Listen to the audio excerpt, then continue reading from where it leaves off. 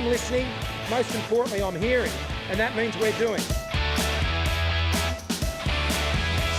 And yeah, fair dinkum. Our government's getting on with it. We're just getting on with it.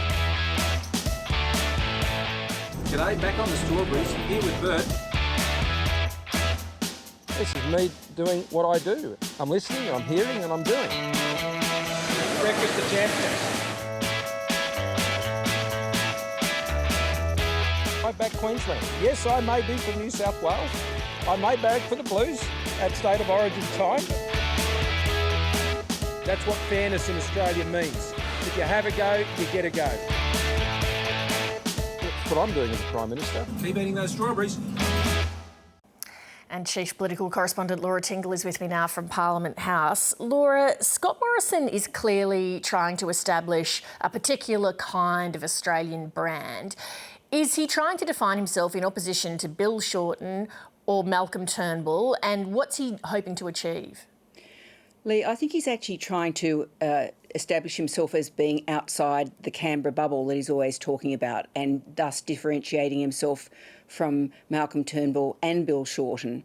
Now, the risk of that is that by trying to be the everyman who's only interested in the issues that affect the average voter and isn't interested in political games, is that he's gone so down market with the hats and the bus and the fair dinkum stuff that he's robbing himself of the one thing that both sides of politics say he shouldn't be robbing himself of, which is prime ministerial authority and standing. And people on both sides of politics are talking about how he's really diminishing the one asset he's got in that job when you're a new person trying to establish your standing in the community. They're the kind of things you more typically see in the context of an election campaign, and indeed there has been some speculation around about exactly when the federal election might occur. What are you hearing?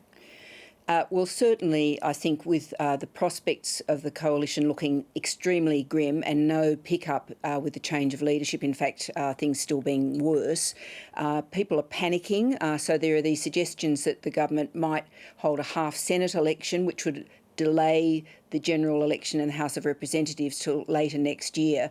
The Prime Minister's come out and poured water on this idea, and it would indeed be folly. It would throw the houses out of sync for starters. Everybody would see through it, and it wouldn't necessarily gain any improvement in the numbers in the Senate for the coalition anyway. Ahead of the next election, Laura, there are also reports that Pauline Hanson's One Nation might be picking up a new identity. Yes, apparently Mark Latham hasn't sort of fallen out with any political colleagues for a while, so we're expecting an announcement from him tomorrow that he's going to join up with Pauline Hanson, but not for a run at the Senate, really as having a role in New South Wales with One Nation. So that will be interesting to watch. We haven't heard so much from Pauline Hanson in the last couple of months, so that will give her a few more headlines for a few days at least. Laura Tingle, thank you. Thanks, Lee.